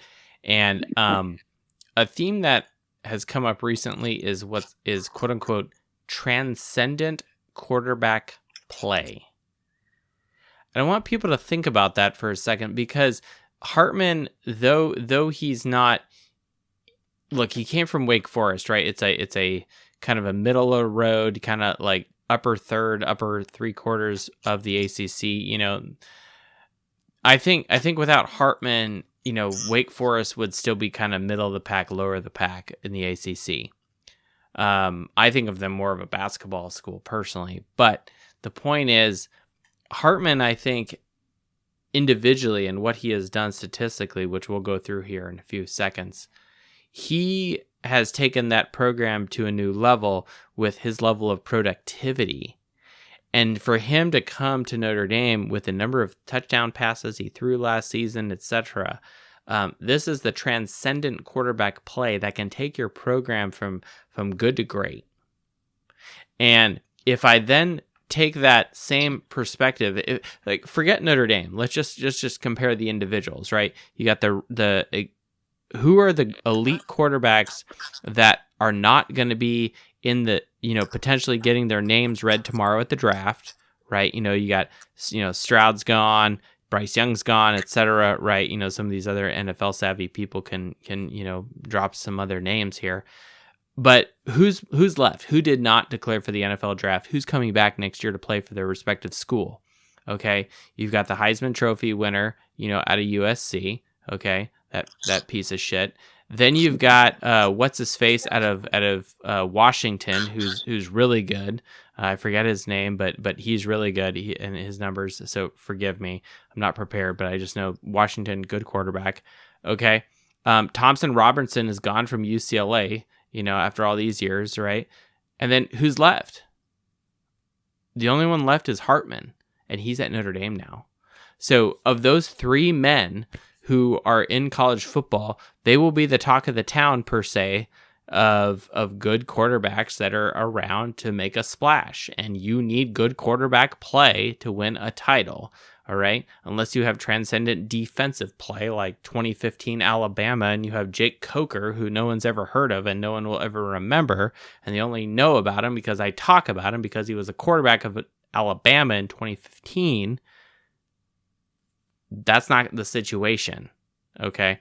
So going forward, we have potential for transcendent quarterback play that Hartman can bring. And when you look at the spring game in that light, and you look at what he did with kind of the fragmented offense, quite frankly, that he had with not even all of the offensive, not all of the ones on the offensive line, not all of the ones in the receiving core, and even against some of the ones on the defense, i.e., Morrison, thank you. All right. Ben Morrison. Those are the situations that you have in front of us, and I feel blessed, and I am really excited, and that I would be a fool to say if that was not a I kind of got impulse buy, right? Because we didn't talk about this yet. The new shirt, it's green. I'm physically wearing it right now. Yes, I bought the shirt, and part of me was kind of like, don't know if I want to buy it this year. And then I kind of got peer pressured into the doc because I think she wanted it. So yes, our whole family got the shirt. And so I bought the shirt, and part of me is kind of like, look, I've been following Notre Dame ever since I was a little kid. I'm paying more attention to it now as an adult who can legally drink booze and who's got a career and all these other things going on and doing this podcast. And it's like, look, this is the first time certainly doing this podcast that we have transcendent quarterback play, but probably arguably the first time since Kaiser and the Clausen situation. I kind of say that as a kind of a funny joke to our contributors tonight of who's going to be the best quarterback. But that is done with purpose, because we're looking for transcendent quarterback play. And how many of these transcendent quarterbacks who have won titles and or Heismans, and I'm not saying Hartman's going to win the Heisman. That's not what I'm saying. But look at the like Joe Burrow, started at Ohio State, finishes at LSU, right? Gene Chizik, he's kind of an okay coach, right? I don't know. Then you've got Cam Newton, starts at Florida, ends up going to Auburn. Gene Chizik is not a good coach, right? Over at Auburn. Okay, and he wins the Heisman and title, right? So I'm just saying that good talent, when it transfers, good things can happen, okay? So I'm not saying that's what's going to happen. I'm just saying it could happen, right? And certainly no one here listening to this and no Notre Dame fan would be crying if that was the situation. We'd be crying tears of joy because we won the title or Heisman or what have you, right? So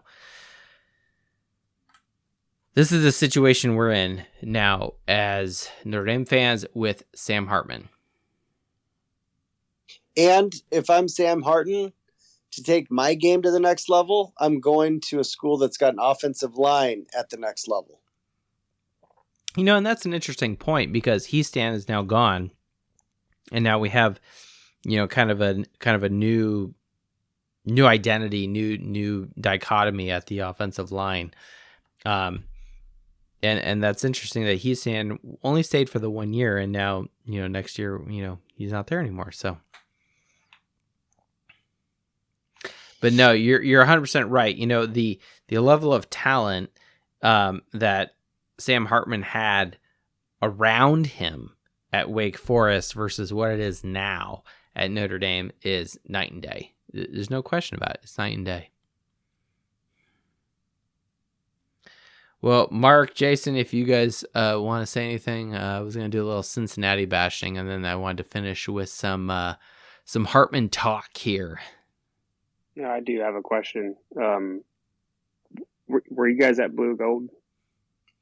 I was there, and we didn't do this yet. So the Twitter shout out. So I was there with Baby Irish Faithful and Dom Richard. He's been he's a friend in real life and a friend of the show. He's been actually in studio a couple times. I don't think as many times as Red Snapper, but we'll have to go back in the archives and see who's winning on that score. I think Red Snapper still takes the lead, but yes, Dom Richard was there. Baby Irish Faithful, we were there, and froze our butts off, but we had a good time. How did the kicking game look? Were they out there kicking on the field intermittently, or what were they doing? Like, I'm trying to gauge what our range is with the field goal unit. That's a good question. As far as I know, I think there was only one field goal attempted, and it was good, and it was by the gold but sometimes team. they're out there practicing in between periods and whatnot, and they weren't. Were they doing that at all? Were they practicing any kicks? I'll be very honest with you. I was not looking at that in the halftime period or whatnot. So, yeah, when we showed up before the spring game kicked off, none of the players were on the field. They were in the locker room, and they were kind of doing highlights on the Jumbotron. And when we walked into the tunnel to go find a seat, they were actually starting the Star Spangled Banner. So we paused and did our salute to our nation. But to answer your question regarding kicking, that's a very, very good question that I don't know the answer to, because honestly, A, I wasn't looking for it, and B, I didn't see it at all, which maybe is a good thing, because then it's like, well, we're not kicking a bunch of field goals. We're actually just, going ahead and a lot of extra scoring points. Touchdowns. Yeah, there were 3 extra points, 1 field goal in the spring game. And honestly, I hope that trend continues. Well, and if you also take special teams, we didn't do kickoffs, right? That was not part of the thing. But the the punts didn't look bad. Like, none of the punts were crappy. In fact, I think 1 or 2 of them I thought actually looked really, really good. As far as like zooming the ball downfield. So I didn't see anyone shank one out of bounds or whatever. So I can't answer your question, Mark. Honestly, with integrity here per se, it's more of a question. I just don't think we have enough data to make that assessment right now. Yeah, I was just wondering if you guys actually saw them down there on the field or practicing or whatnot. But that's a big question mark in my mind, is that because special teams is going to come up big in those 3 big ones against Ohio State, Clemson, and USC. So we're going to need a solid field goal kicker to, potentially push us over the edge in those 3 games. Yeah, I was actually thinking of those 3 games earlier today and about the significance and the impact of them. How 2 of them are at home, and that Clemson game is away. And gosh, if I could get tickets to that away game at Clemson, man, we'll have to see what the lottery does to me when that comes out later in the summer for myself. But now I think that's a question we're gonna have to ask. It'll stay out there in the ether, and we'll have to. Is it a freshman kicker? What? I don't know who it is. Honestly, I cannot answer that right now. Believe it or not, the information before me right now does not have that. I just don't think we have enough data to make this conclusion at this point. Because let's face it, it's a practice, right? And when you get there's one thing about kicking field goals, in the spring game versus kicking field goals in an actual game, right? So I hate to say well, wait when Ohio State's in South Bend, but it may take that, right? Because look at who all of our opponents are before Ohio State. I will say this with confidence: if we are not undefeated going into that Ohio State game, I'm not going to be happy. We better be undefeated going into that game. I agree. Yeah, especially with what we got coming in. Oh yeah, and with the quarterback we've just been, being given praise to. Yeah, it's pretty awesome.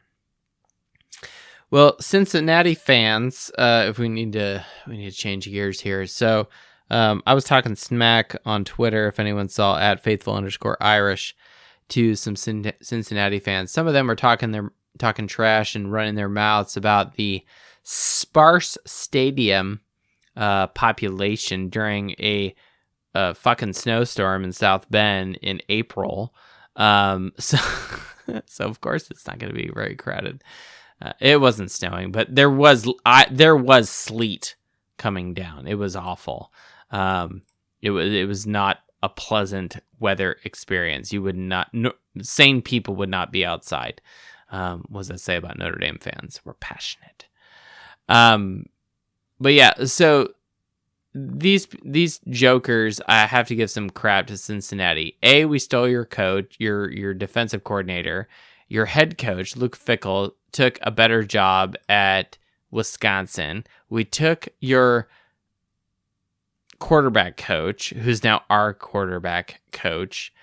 And since we have played each other, though you have more wins, 2 more wins, and a better win percentage by 2 percentage points, your average opponent since we played each other in 2021, your average opponent's end of the year ranking in Sagarin is 80th. Okay, you've got teams at 178, 129, 124, 166, right? Yeah, you played Alabama and got your shit pushed in. Okay, fine, but who doesn't, right? Notre Dame's, done that twice. Well, 2020 wasn't as bad as 2012, but I digress. Notre Dame, so an average ranking of your opponent, Cincinnati, since we played each other was 80th in Sagarin. Notre Dame average is 63rd. Okay, so we're clearly playing better competition. So I would hope you would have a better winning percentage. Oh, and by the way, the end of the year Sagarin ranking for Notre Dame last year was 17, right? We won our bowl game. We didn't lose to fucking Louisville in the Fenway Bowl and finish the year 48th in Sagarin. So take that, Joker Cincinnati fans who are trying to claim that you're such a great program and Notre Dame is trash. All right. False. All right. Here's some facts. I'm slapping you in the face. All right. I had to do that. None of them jumped on. I was ready to go. I even had the maker's mark here. It was going to happen. All right. Here's the last thing I want to talk about. Sam Hartman. So we got this guy and did a ton of research today. I looked at Sam Hartman's numbers, and what I want to focus in on are his last 2 years, because though he's on per calendar played 5 seasons, but really his second year was just 4 games, so he was afforded the red shirt.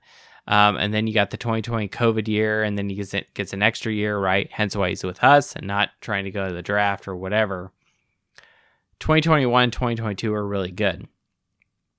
Now, what I will say is there are statistics that Sam Hartman does well, but there's also some things that he should improve on, and we would like to see going into 2023. Not only to help our team, Notre Dame, win, and his team, quite frankly, because he is now, the quarterback of our team, but also for his future, if he has NFL aspirations. First off, yardage. In 2021, Hartman threw 4,228 yards. Holy shit. Last year, 2022, 3,701 yards. The national champion averages 3,500 yards. He is better than in both of those years than the national champion average. Yards per completion, national champions quarterbacks are 13.7. Hartman last 2 seasons were 14.1 and 13.7 respectively. So every pass he throws that's a completion, more yards over or tied with a national champion average. He threw 38 touchdowns last year and 39 the year before. The Natty, 32. Attempts per touchdown. So how many attempts does he throw before a touchdown is made? A passing touchdown. So last year was the best for Sam Hartman, 11.3. Better than national champions of 12.7. And we got this guy. touchdowns per game, 3.2 last year versus 2.3 of the national champion average over the last X years. Amazing. So you read those things and you feel really good, Notre Dame fans, that we have a really good quarterback that's performing at a really high level. Now, here's the thing. There are certain characteristics and statistics that Hartman needs to improve on. One, completion percentage, all right? He was 63% percentage last year. Pretty good, but it needs to be better. 67.5 is the average of national champion quarterbacks. Interceptions, he's throwing too many. So his efficiency, not only from completion percentage, but also not throwing interceptions, needs to be better. Okay. National champions is 6.8. Last year, he did 12 interceptions. And interceptions per game, it needs to be about 0.5 or one for two, one interception for every 2 games. He's basically 1 for 1 right now. So those are the things that make you a little concerned about Hartman, but at the same time, with some of these other things, it's like, hey, take what you can get, right? And maybe it's a function of receivers or some of these other things. Okay, fine. But here's the best thing I can take away from this. If we just look at, his rating, his quarterback rating, which, I'm not too savvy with how ESPN figures this stuff out, because for me, it's just a number, and a higher number is better. That's all I know. Sam Hartman's quarterback rating has increased and gotten better every single year. 125, 138, 138.7, 148, and 159. National champion average is 169, if anyone cares. So this is a guy who didn't have some breakout great season in the middle of his career or 2 years ago. No, this is a guy that's showing progression and improvement year in, year out. Now we've brought him to Notre Dame, a team with better resources, better spotlight, arguably better talent, better line, better coaching, better facilities, better fans, better podcasts. Wink, wink, nod, nod. This is the situation that he is now in. Will he step up to the plate? I certainly hope so. Now, one final thing to drive a nail into the coffin here. The comparison of Hartman versus Buchner. I went through and looked at 24/7 Sports, because that's where I go for my recruiting data. I went back and I found Hartman's profile from 2018, and I compared him to Buchner. And the results are a little surprising, but at the same time, not so much. So let's start with Buchner. Buchner was a 4-star. 24/7 Sports gave him a score of .9684. He was the 71st rated recruit in the country in his year, and the 11th rated quarterback of his position. You compare that to Hartman in 2018, he was a 3-star quarterback, a score of .8626, so less. And per his position in his year was 32nd. If I look at Hartman from a national perspective, he was nationally ranked as the 767th, 767, it's a jumbo jet, ranking of player recruit in 2018 versus Buchner's 71, which really surprised me. It's an order of magnitude worse than Buchner. But if you looked at the spring game, it looks like that should be flipped. So this is not an attempt to dog recruiting or dog 24/7. That's not what the point is, right? People are allowed to grow. Hey, American dream, you put in the hard work, you're right. You get out what you put in, right? And sometimes you have to have, fortune must also befall you at the same time, right? But if you look at Hartman and you look at how he was rated as a recruit, holy crap, it doesn't even look like he would even fit on the map. And actually kind of looks like, yeah, it makes sense he went to Wake Forest, right? And now he's transferring Notre Dame, and we're like, oh, please God, can we get Hartman? Yeah. So that really jumped off the page for me for comparing his national rank of in the 700s. It's closer to 800 actually, versus Buchner was under 100 at 71. To me, that's a dig at Tommy Reese and Brian Kelly.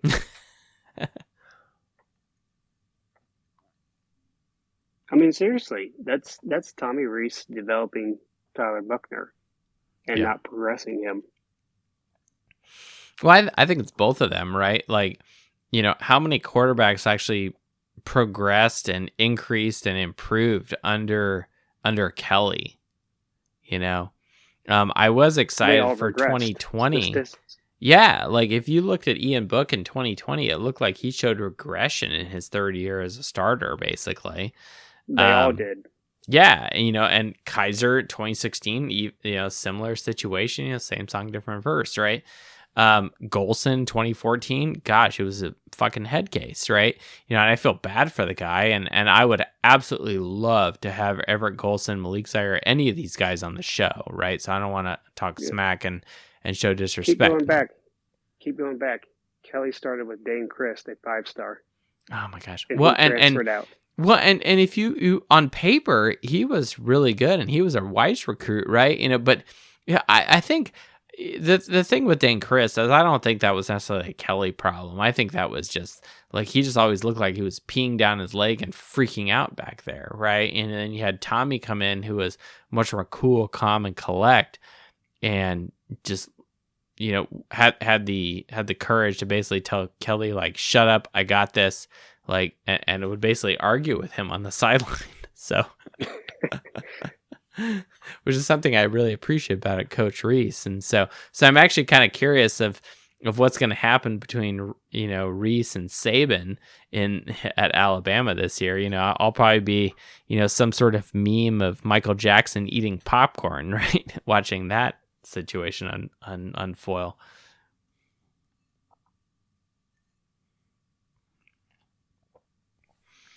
Well, Red Snapper's very quiet. He's, I think, awestruck with the Hartman versus Buchner situation.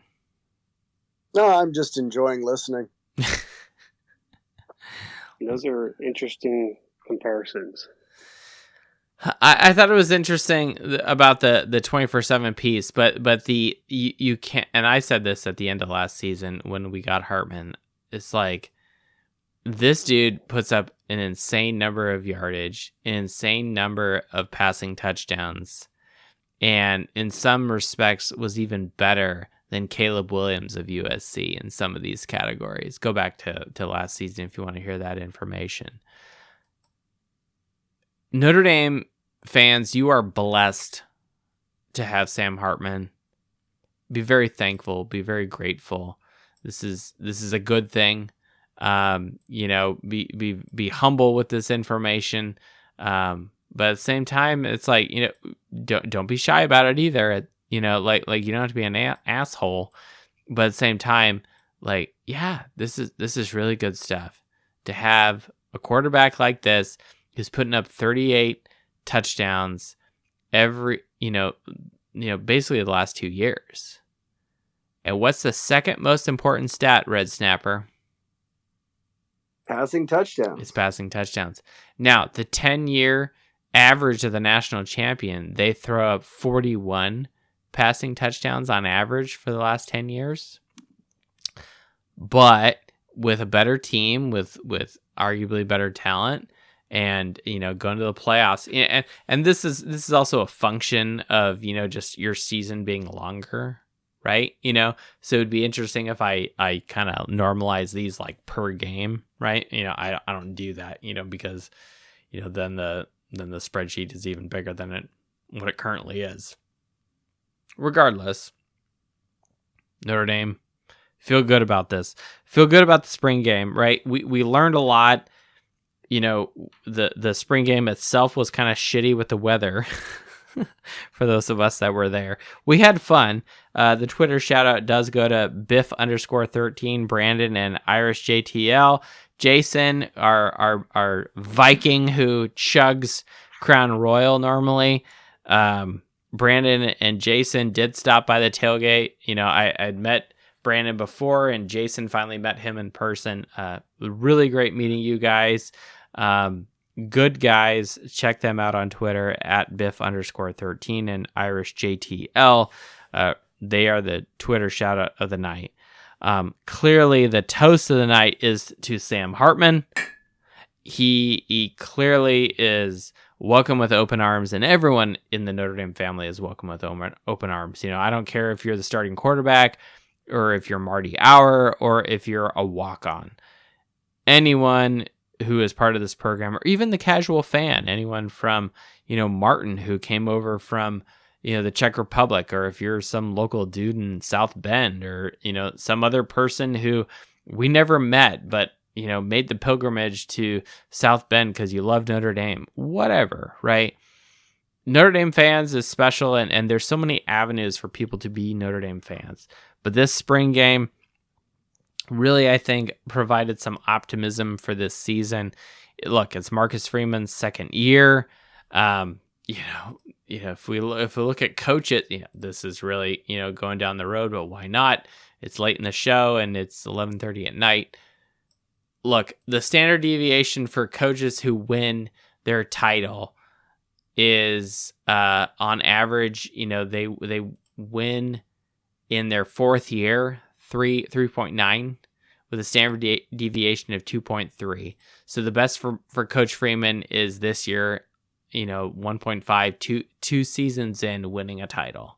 I'm not saying Notre Dame's going to win a title. I'm just saying that's what the math is for good coaches, right? Over the last X years, right? Who win their first title with said program. How many years they've been with the program, right?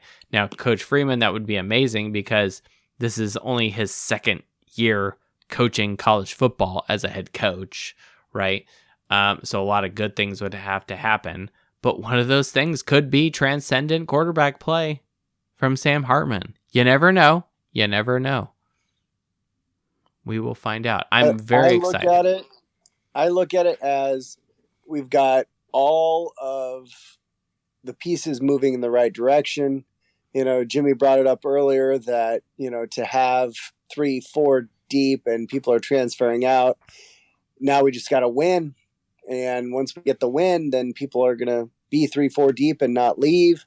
So the recruiting has been absolutely a great win.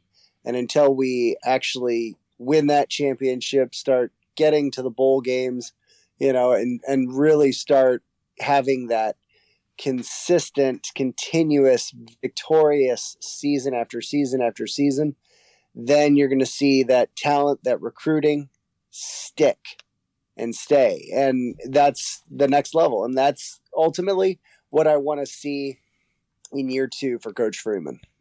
Yeah, absolutely. Absolutely.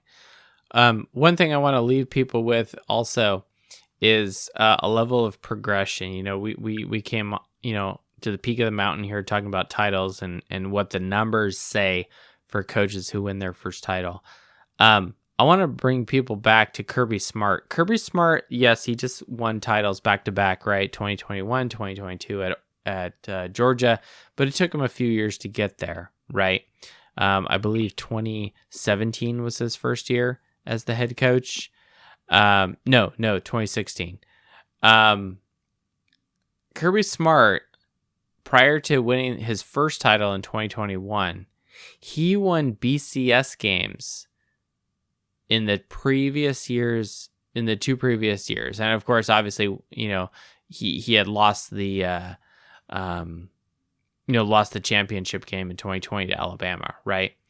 But he had won New Year's Six style bowls. He won a Peach Bowl in 2020, and he won a Sugar Bowl in 2019, right? So there's some level of progression that maybe we need as a program. And quite frankly, Notre Dame as a program hasn't won a major bowl, Rose Bowl, Fiesta Bowl, Cotton, Sugar, Orange, Peach, whatever, since the 1993 season. And that was the Cotton Bowl versus Texas A&M. Go back and look it up. All right. If Notre Dame is gonna eclipse and win a playoff game or what, that would be amazing, because that would be like a quote unquote New Year's Six. But I think the expectation this year needs to be on the focus of a New Year's Six. Win one of these 6 bowl games. Get there and win it. Don't get there and shit the bed like what Kelly did. All right. And that's not a knock against Marcus Freeman, because there's all sorts of situations that play into this. For us as a program with this quarterback and with what and the emotional high that we're on right now after the spring game, with what we saw and the progression and the trajectory of the program, I'm hoping for New Year's Six victory. We need to get that monkey off our back. These are things for us to think about in the off season. I'm just hoping that if we ever get in that situation, that guys don't decide to sit out of the game in that New Year's Six game. You know what I'm saying? No, absolutely. And I think the argument from last year is that the bowl game wasn't going to give us anything, and so that's why you saw them leave and sit out. Do you think our high profile players are going to play in a New Year's Six bowl game? If it means something, absolutely. 100%. I would hope so, and I mean, maybe Red Snapper says that in jest because he knows my opinion about this. I'm actually very, I will say this, I am very curious what happens tomorrow during the draft, and I will be the first to say, I want, Mayer, and any Notre Dame player who declare for the draft. I want to see them go first round for sure. I would love for both of them to go in the first round. If they don't, I may bitch and complain on a podcast. I'm just going to throw that out. Let me rephrase that. If they don't go in the first round, I will be an asshole here saying, why the hell did you not play in the bowl game? Well, Mayer is projected in... No, I know what he's projected, but when the rubber meets the road, it's what the GM and the owner and the coach and, someone's got a formula that's probably a little more complicated than my little spreadsheet here in Microsoft Excel that says, okay, this is what we're going to do for our football team. Because let's face it, every single NFL team is basically a mini corporation. Right? That being said, I want them all to be successful professionally as athletes. Mayer, Foskey, whatever. Go to the NFL, be successful, do great things, make a shitload of money. You should do that. You're a great talent. But if you don't, and that's not necessarily their fault, but maybe it kind of is. But as a Notre Dame fan, I'm kind of like, you could have helped us, run up the score versus South Carolina. Like, we won the game anyway, so, like, does it really matter? I don't know. Like, that's another discussion. But my point is, it's like, don't leave early because you think you're going to help your draft stock if you don't get drafted in the first round, right? So I'm curious to see how this goes. But at the same time, simultaneously, I want what's best for them. I genuinely do want that, No, it's going to be fun. And it was great to see on the Peacock televised spring game that they had Hamilton there kind of as the sideline reporter, and he was bouncing all over the place. And that was awesome to see, and he's got to work on his fillers. He says, a lot. I'm sure I do too, but I'm also not live on Peacock, right? We're doing a podcast at 11:45 in the evening here on powered by Maker's Mark, right? So it's a completely different situation. So exactly. But it was great to see, hearing that he was there pretty much for, the entirety of the spring practices because no he's doubt back finishing up his degree and everything else. And, so it was a good piece to hear because again, it's that this is where these guys want to go. They want to go to the pros, and here's somebody who got drafted first round and is still back at school finishing his degree. Well, still and what's cool is it's really nice to see that Peacock and NBC are actually, bringing in, former Notre Dame players, guys that are pros, or if in Kyle Rudolph's situation, someone who had a very long career, in the NFL, right? Grant, he had some injuries here and there with the Bengals, but the point is, you've got these guys who are pros. They're professional football players. And they're coming back to Notre Dame because they love Notre Dame. That's what's helped get them there. And, they're having a kind of a reconnection with their roots. And that's good stuff. That's good stuff. All right. Well, we're going to wind this down.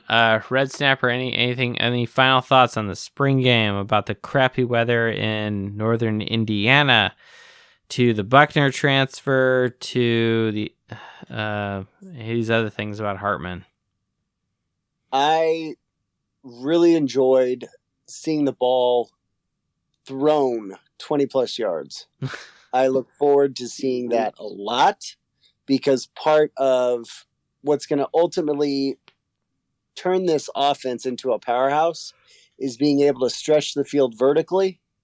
And in doing that, it's going to force defenses to play honest, which then just opens the door for Estime and Diggs to do their thing on the run game. So I think we're going to see a very balanced offense this year. And I honestly want to see that national title percentage of run to pass ratio. Yes, passing touchdowns 55%. are the second most important. 55%.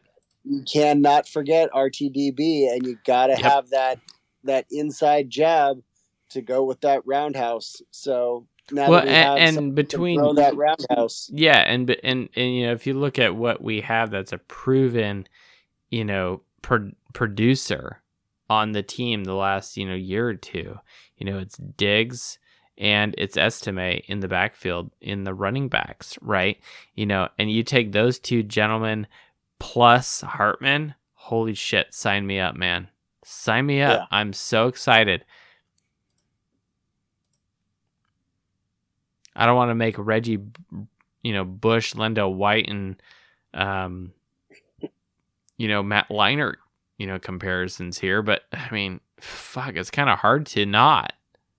No, absolutely. Thunder and Lightning, that was, Bush and White with Leinart. Absolutely. Yeah, I mean those guys are really good, and we say that because we're Notre Dame fans and because we always have one eye on our hated rival USC, and it's like, yeah, like those teams were good, like Bush push, set aside, but fuck, they were good football teams, and Pete Carroll was a good coach. I hate that son of a bitch, but at the same time, it's like son of a bitch, like. They were good, and it's like I hated playing USC those years, and it was so great that Kelly finally, ended the streak and had a positive winning record versus USC, and honestly, as Notre Dame fans, that's something I'm looking forward to this year. It's like, hey, Marcus Freeman, you got a losing record right now against USC. You got to get back to 500. You got to beat them this year. Like that doesn't really matter in the grand scheme, but we're at home. And they're home. Yeah, you got to beat them at home. Beat the defending Heisman Trophy winner, whatever, with his nail polish and all that bull crap. Yeah, like this is what you have to do. Two of our hardest games this year are at home. The other one is at Clemson. Death Valley. It's gonna be a fun one. It's gonna be great. Mark, anything else you want to say? Otherwise, we're going to shut it down. Hopefully, there's no hurricanes in Clemson this year. But a rainstorm. Yeah, no, I agree with Red Snapper there that this is really going to be a springboard season for us. This is our real first shot at elitism with a real college football offense. Yeah. Yeah.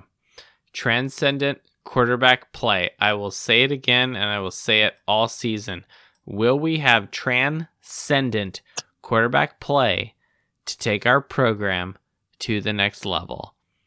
It certainly looked like that in the spring game practice. Will that be the case going forward? One will find out. Thank you, everyone, for joining us on the Fighting Irish Faithful show on the spring game, post game edition of this. I don't know what we were going to call this, but we had a good time. Thank you, everyone, for joining us. Really appreciate it. Find us on Twitter at faithful_Irish, on Spotify, YouTube, all those places. You know where to find us. Come on. If you're listening to this in the podcast version, you already found us. Of course you did.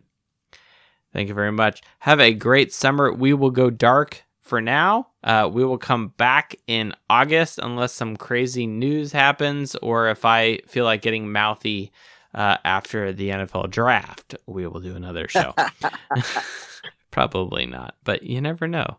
We'll leave the mixer out for the next couple days to see what happens. All right, bro, have a good one. Stay tuned with the surf report there out in California. Will do. All right, have a good one, everyone. And we will see you in August. Take care and good night. Throws the ball. It is caught. Reggie Brooks.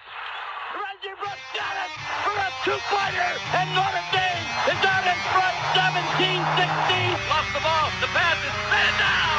It's batted down by Carroll. It's caught by Samoza. Inside the 20. Inside the 10. He's going in.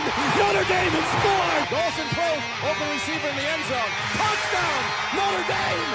Somehow the Irish did it. Out of the pack. 30, 35. Goodbye, baby. At the 50, the 40, the 30, the 20, the 10. 5-5 rocket touchdown. Irish. Tyree. Whoa. Can he get there? Tyree at the 30, 20, 10. Touchdown, Notre Dame. Woo. 98. Big ones. Zibikowski looking for a block. Cuts to the right to the 40. Gets a block. Gets to the 45, 50.